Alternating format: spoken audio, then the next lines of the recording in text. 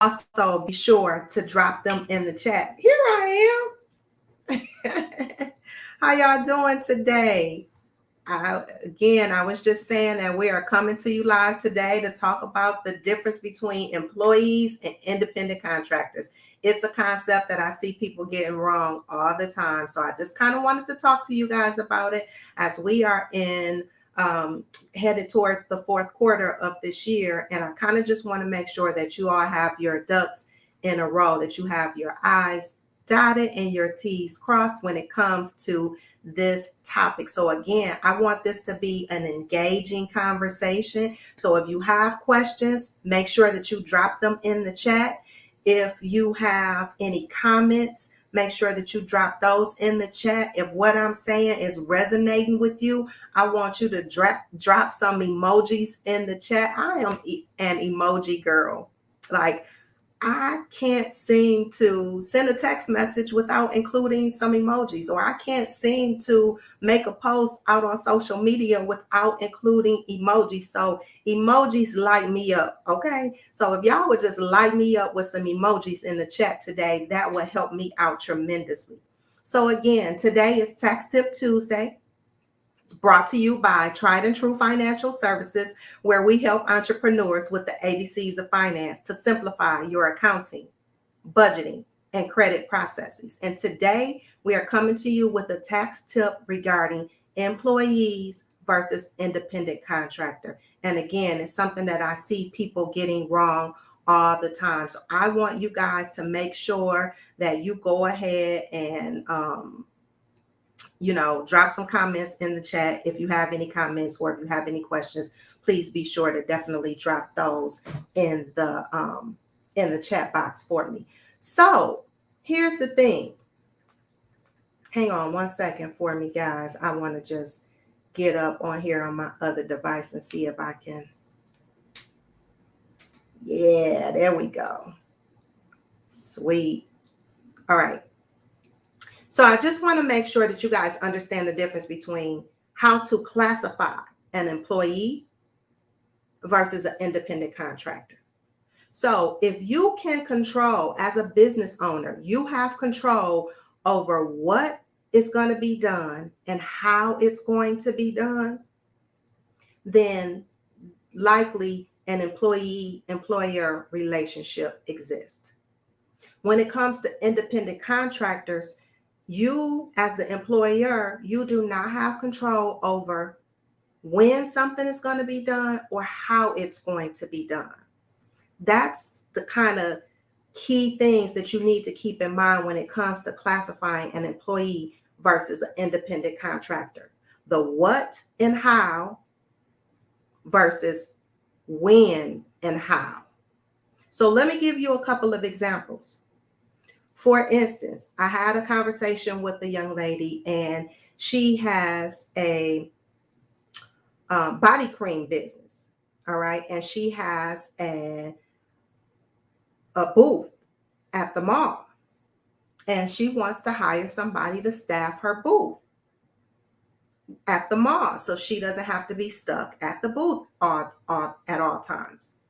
So this person that she would have coming in would have to come in at a certain time. They would have a certain time that they would have to leave. All of the products, the supplies, the materials is being provided. She's selling someone else's product. And the person wanted to classify this individual as an independent contractor so that she doesn't have to pay taxes. But it's just not that simple. You can't just decide, well, I don't want to pay taxes for this person. I want them to be responsible for their own taxes, so I'm going to classify them as an independent contractor. It doesn't work like that, right? So since she is going to give this young lady what time she needs to come in, what time she gets off, how to run the booth and all of that kind of stuff, that's an employer-employee kind of relationship. An independent contractor is someone kind of like, think of a house situation, and you're getting some work done to one of your rental properties, and you hire a plumber or an electrician. or anybody that's going to come and do the work on that property. That person is an independent contractor because they're going to come with all of their supplies, their own equipment. They're going to tell you what time they're coming. They're going to tell you how long they're going to be. They're going to tell you the scope of the work. And so that person is an independent contractor. The other thing that it needs to be considered with independent contractor, there's a difference between somebody working for you part-time versus somebody that's on a project basis. So they're doing this project for you, and then they also do work for other people as well. That's how you kind of determine, the difference between an employer versus an independent contractor kind of a situation. Okay, so those are some critical things that you want to keep in mind or take into consideration when you're classifying your workers, whether they're employees versus independent contractors. Okay, the other thing about it is that if you pay an independent contractor $600 or more, you're required to issue them a 1099 at the end of the year. W-2s have to be issued out to your employees no later than January 31st. And your 1099s also have to be issued out to your independent contractors that you have paid more than $600 by January 31st. If you don't have these documents out by that time frame, then you are subject to penalties. The other thing that I see happening a lot with people that do bring on independent contractors, a lot of times they don't have them fill out the appropriate documentation in advance before they start paying them.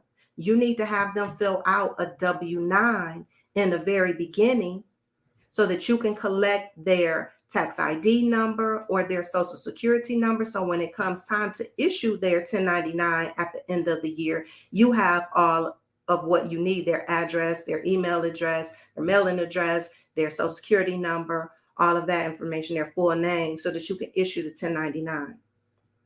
Now, here's the thing that a lot of people don't realize and know, that if you neglect to request that the individual fills out the W-9 so that you can issue the 1099 at the end of the year, if you do not have them fill out this form, or if they refuse to fill out the form, then you are required to withhold 20% tax from your independent contractor. Yeah, that's a thing, because ultimately the IRS is in the business of collecting tax. So they have the tax law structure to make sure that in whatever situation you might be facing, okay, whatever situation you might be dealing with, that you've done your due diligence to collect the appropriate amount of tax. Okay, so get the forms filled out, W-9s, whether you're going to issue, whether they're going to be an employee or whether they're going to be an independent contractor. You want to get those forms filled out at the onset of the engagement before you pay $1 to anybody. Make sure that you get those forms filled out so that you can issue the appropriate documents at the appropriate time at the end of the year. All right.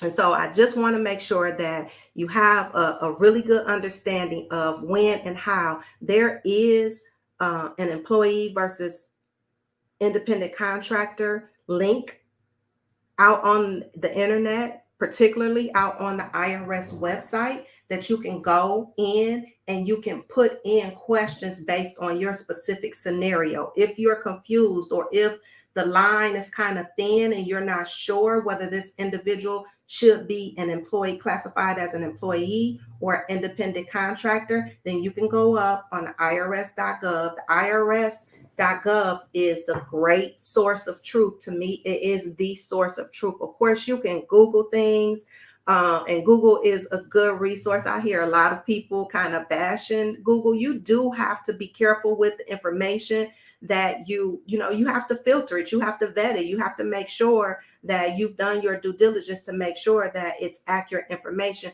But really, I say the IRS should be your source of truth.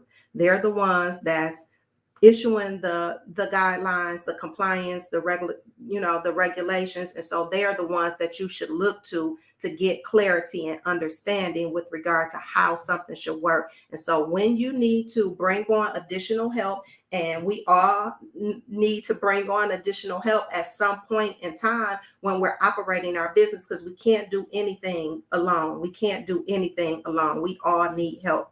Okay, at some point down the line. But when you're bringing that help on, you want to make sure that you educate yourself and that you're very knowledgeable about how to bring that help on and what type of compliance you need to follow to make sure that you're doing the right thing and that you're following the right path. A lot of people get this concept wrong. Employee versus independent contractor. And you cannot just use the measuring stick that I don't want to be responsible for withholding and remitting taxes, so I'm just going to classify this individual as an independent contractor. It doesn't work like that. It's not that easy. You really need to know the rules of engagement when it comes to that. And if you can control when and how, like what time they need to be there, what time they're done, you're providing all of the resources that they need to do the job, then likely they are an employee.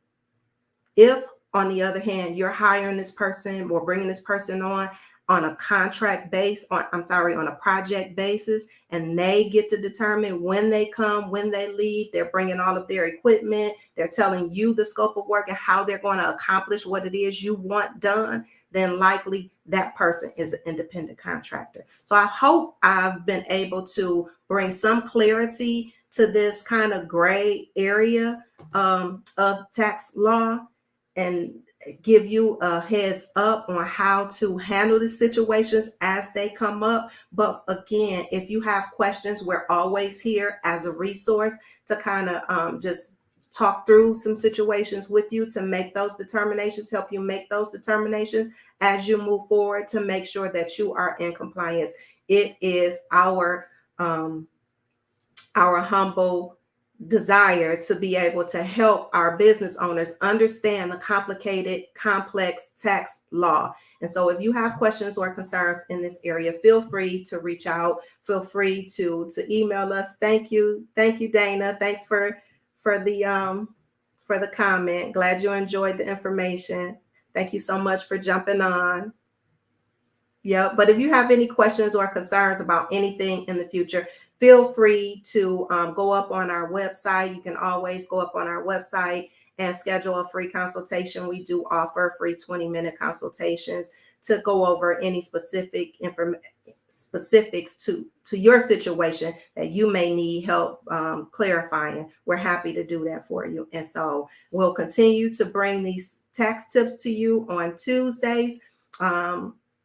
As we go into finishing up this year and heading into tax season, it'll be here before we know it. When we look up, it'll be the holidays. And the next thing you know, the next holiday that will be upon us will be tax season. So just make sure that you're doing your due diligence, that you're getting all of your ducks in order, that you're getting all of your documentation in place, that you're keeping good records, and that you're making the appropriate decisions to make sure that you remain in compliance with the tax law. So again, it has been your girl, B. Valise, with Tried and True Financial Services, bringing you Tax Tip Tuesday, understanding the difference between employees and independent contractors. We'll be back with you on next Tuesday to talk more about some tax tips that can help you level up in your business and be the best that you absolutely can be. It's been a joy and a pleasure speaking with you this evening, and we'll talk to you on next week.